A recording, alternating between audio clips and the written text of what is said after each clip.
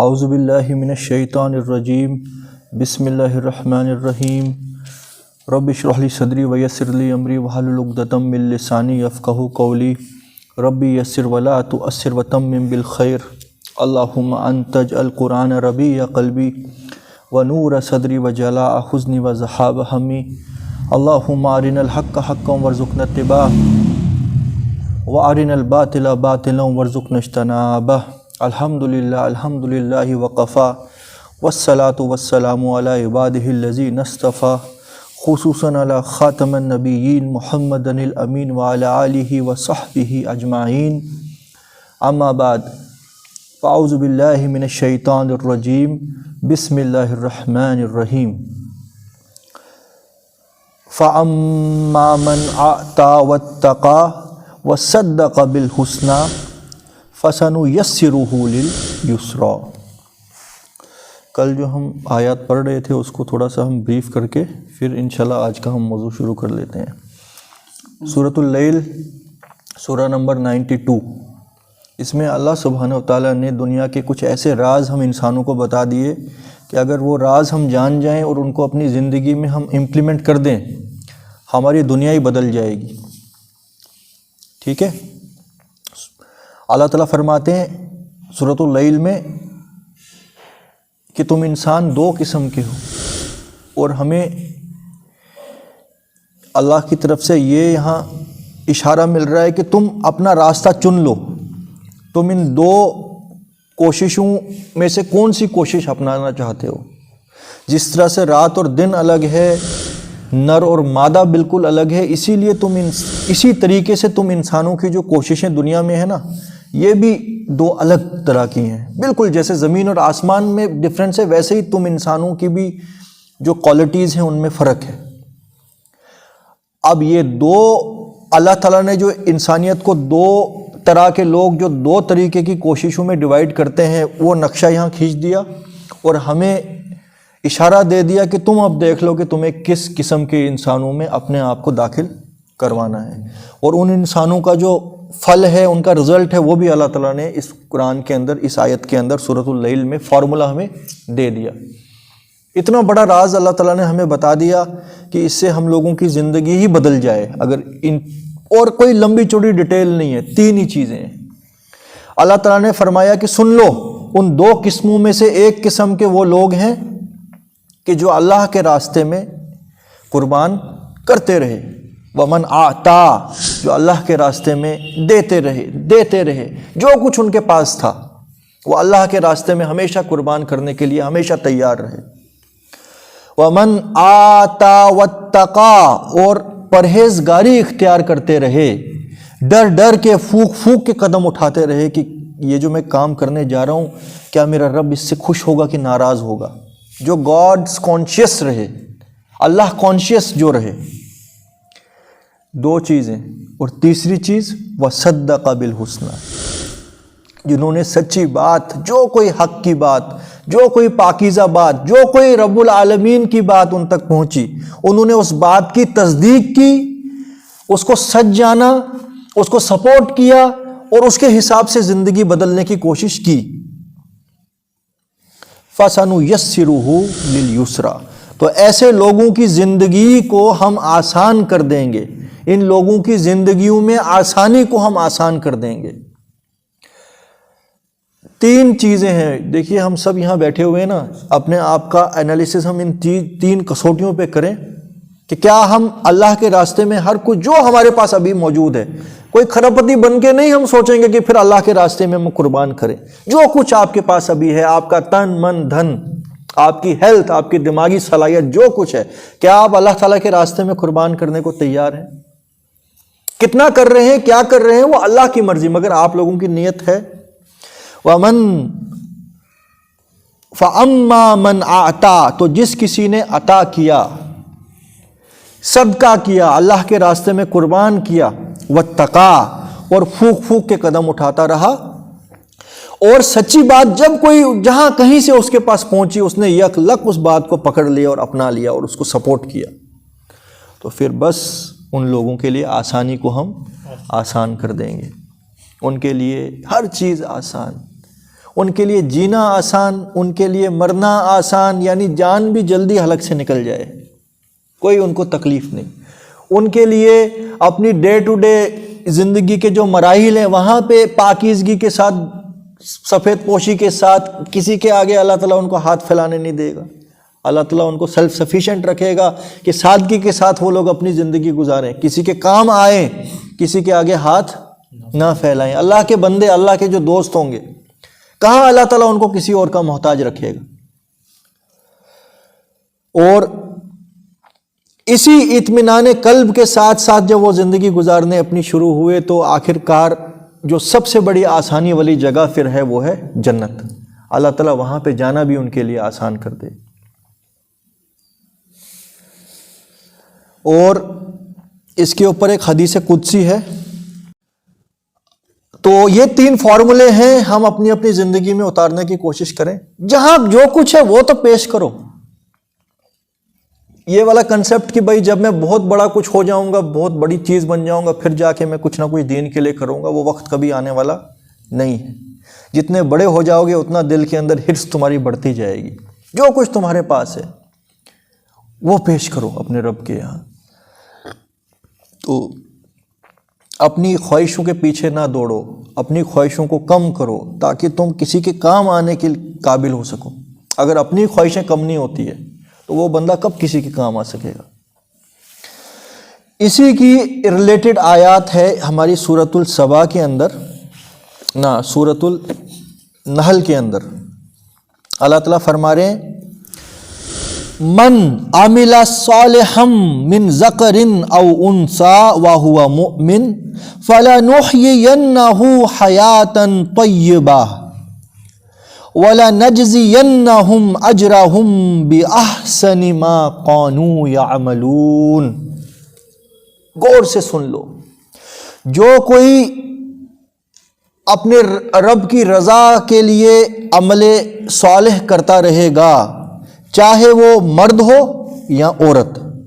مگر ہو وہ پکا اپنے رب پہ ایمان رکھنے والا، فَلَنُحْيِيَنَّهُ تو ہم اس کو عطا کریں گے ایک زندگی حیاتن طیبہ، ایک پاک اور شفاف زندگی، پیور زندگی اس کو ہم عطا کریں گے۔ یہ کون سی زندگی کی بات ہو رہی ہے؟ آخرت میں تو ہے ہی پیور زندگی ان کے لیے، مگر دنیا کے اندر بھی وہ ایک پاک زندگی گزار لے گا۔ یہ پاک زندگی جو ہے نا، اتنی بڑی نعمت ہے دنیا کے اندر کی، جتنی بڑی دنیا کے اندر اور کوئی نعمت نہیں ہو سکتی ہے، اور یہ ایمان والوں کو ملتی ہے۔ جو سکون قلب اور اطمینان اور کنٹینٹ اور اپنی رب کی رضا کے اوپر راضی ہونا، اور پھر ہر طرف سے ان کے لیے جو ہے اطمینان، اور آپ اس کو کہہ سکتے ہیں سکینت، ان کے لیے دنیا کے اندر بھی اللہ تعالیٰ رکھیں گے۔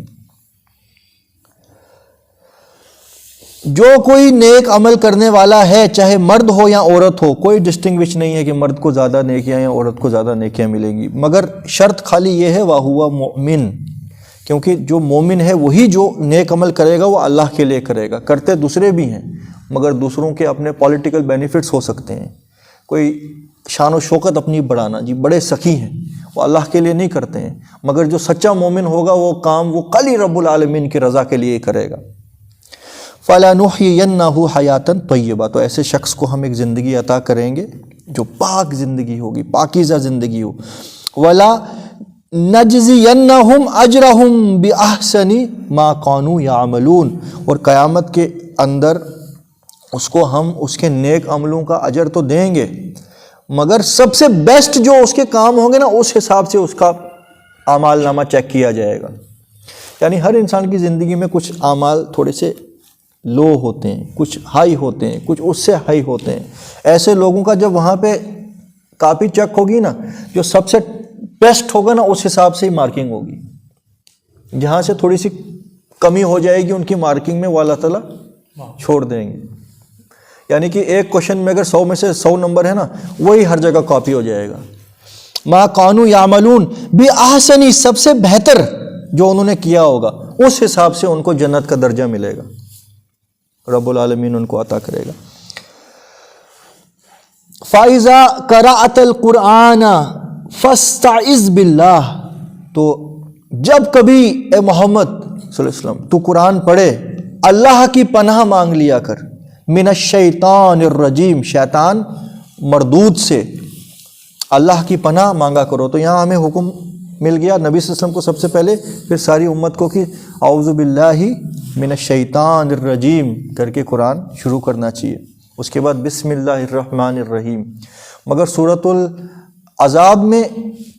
بسم اللہ الرحمن الرحیم نہیں ہے، تو وہاں پہ اعوذ باللہ من الشیطان، سورہ توبہ میں، سورۃ التوبہ میں ہمیں بسم اللہ الرحمن الرحیم تو پڑھنا نہیں ہے، مگر اعوذ باللہ من الشیطان ضرور پڑھنا ہے، کیونکہ سورہ توبہ کو پڑھ کے بہت سے لوگ جو ہے نا وہ مس انٹرپریٹ کرنے کی کوشش کرتے ہیں، پڑھتے ہی نہیں ہوں گے بسم اللہ اعوذ باللہ، شیطان کی پناہ نہیں مانگتے ہوں گے، ان کو لگتا ہوگا بسم اللہ الرحمن الرحیم نہیں تو اعوذ باللہ بھی نہیں ہوگا، کیونکہ وہاں پہ جو جنگ کی اللہ تعالیٰ نے آیات نازل کی ہیں وہ جنگ کے وقت کی آیات نازل کی ہیں۔ بہت سے لوگ اس کو نارمل دن پہ یہ کافروں کے گلے کاٹ دو، تو یعنی ابھی بھی سب کے گلے کاٹ دو، اور عذاب کی آیتیں نازل ہوئی ہیں اس وقت۔ تو فَإِذَا قَرَأْتَ الْقُرْآنَ فَاسْتَعِذْ بِاللَّهِ مِنَ الشَّيْطَانِ الرَّجِيمِ، تو اللہ کی پناہ مانگ لیا کر شیطان مردود سے۔ إِنَّهُ لَيْسَ لَهُ سُلْطَانٌ عَلَى الَّذِينَ آمَنُوا وَعَلَى رَبِّهِمْ يَتَوَكَّلُونَ، یہ جو لعین شیطان ہے اس کا بس نہیں چلتا اللہ کے مومن بندوں کے اوپر، اور ان بندوں کے اوپر جو اللہ کے مومن اور وہ اللہ پہ بھروسہ کرنے والے ہیں، ان کے اوپر اس شیطان کا بس نہیں۔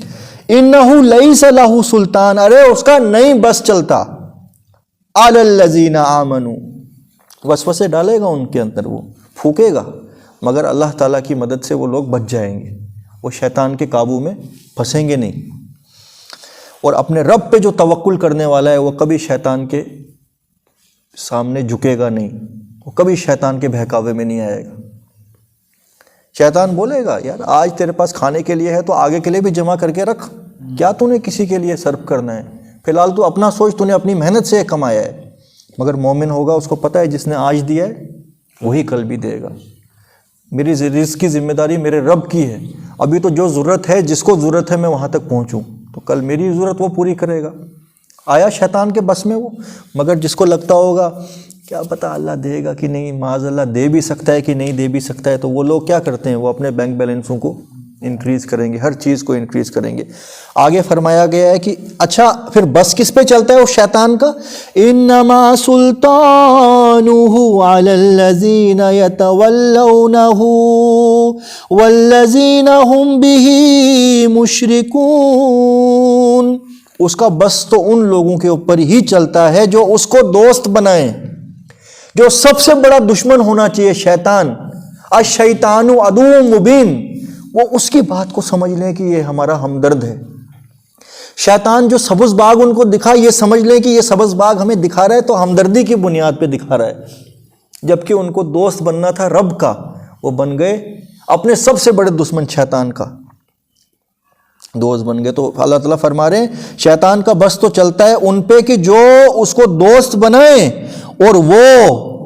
وہ لوگ ہوتے ہیں کہ جو اللہ کے ساتھ کسی اور کا مد مقابل ٹھہرائیں۔ اللہ تو رازق ہے، مگر فلاں فلاں فلاں، میری نوکری، میری طاقت، میرا یہ فلانا دیوی دیوتا، فلانا پیر فقیر، فلانا افسر، یہ بھی تو کچھ نہ کچھ ہیں، ان کی بھی تو چاکری ہمیں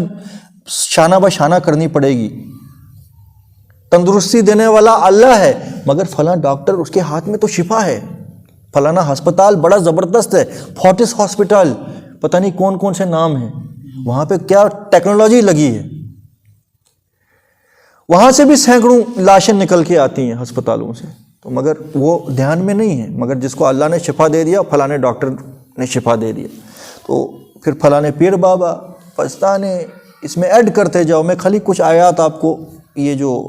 تھوڑی ایگزامپلس دے رہا ہوں۔ یہ آیات جو ہے یہ تھی سورۃ النحل، آیت نمبر 97 and 98 and 99۔ اس کو سورۃ اللیل کے ساتھ آپ لوگ سمجھ گئے۔ دوسری قسم کے لوگ جو سورۃ اللیل میں اللہ تعالیٰ نے فرمایا تھا کہ اگر تم اس قسم کے لوگ ہو تو مبارک ہو تم پہ، بشارت ہو تم پر، ہم تمہیں دنیا میں بھی پاک زندگی دے دیں گے۔ وَأَمَّا مَن بَخِلَ وَاسْتَغْنَىٰ، اور رہا وہ انسان جس نے کنجوسی اور بخل کیا اور اس نے اپنے آپ کو ہی سمجھا بے پرواہ، مجھے کسی کی ضرورت نہیں ہے، میں سمیٹ کے رکھوں، دنیا میں زیادہ سے زیادہ جمع کروں۔ وَقَذَّبَ بِالْحُسْنَى، اور اس کے بعد جب کوئی سچا بندہ، اللہ کا بندہ اس کو سیدھا راستہ بتانے کے لیے بھی آئے، اس کی بات کو بھی اس نے جھٹلایا، حق کی بات کو بھی جھٹلایا۔ سپورٹ کرنا تو بہت دور کی بات ہے، اس نے حق کے ساتھ کنٹرڈکٹ کرنا شروع کر دیا، بحثیں اور مباحثہ کرنا شروع کر دیا۔ فَسَنُيَسِّرُهُ لِلْعُسْرَى، تو ایسے انسان کو ہم مشکلوں کے لیے آسان کر دیں گے، یعنی کہ اس کی زندگی ہم مشکلوں سے بڑھ دیں گے۔ اور ذرا یہ سمجھو کہ جس کی زندگی مشکلوں سے اللہ بڑھ دے، اس کے لیے پھر کیا آسانی ہے۔ وہ سارا کچھ اپنے اولاد کے لیے جمع کرتا ہے نا، وہ اولاد وبال جان بن کے پھر اس کا خون چوسے گی، جونک کی طرح چپک جائے گی، اور پھر وہ انتظار کرے گی کہ کس وقت یہ بڈھا مر جائے تو ہم جگڑیں اس دولت کو لے جائیں، کیونکہ پورا یہ دے نہیں رہا ہے۔ وہ وبال جان بن جائے گی وہ دولت، جس کے نشے میں چور اس کی اولاد اور اس کے اگلی نسلیں ڈرگز کے اندر، جوؤں کے اندر جواری بن جائیں گے، اور وہ تڑفتا رہے گا۔ پھر جس وقت بڑھاپے کا سہارا اس نے سمجھا تھا ان سب چیزوں کو، تو حاصل اس کے ہاتھ میں کچھ نہیں رہے گا۔ یہ میں کچھ ایگزامپلز آپ کو دے رہا ہوں کہ جب اللہ تعالیٰ زندگی تنگ کرنے پہ آ جائے کسی کی، جیسے قرآن میں یہ فرمایا ہے کہ اے نبی، یہ جو ہم نے ان کو مال اور دولت عطا کی ہے اور اولاد عطا کی ہے، یہ کوئی نعمت نہیں ہے، اس کے ذریعے تمہارا رب ان کو عذاب میں مبتلا کرنا چاہتا ہے۔ سمجھ رہے ہیں؟ تو تین چیزیں ہم اپنا گریبان، اپنے انٹروسپیکشن کریں، ہم کون سی کیٹیگری میں فال کرتے ہیں، تو اس کے بعد ہم انالائز کریں کہ ہماری زندگیوں میں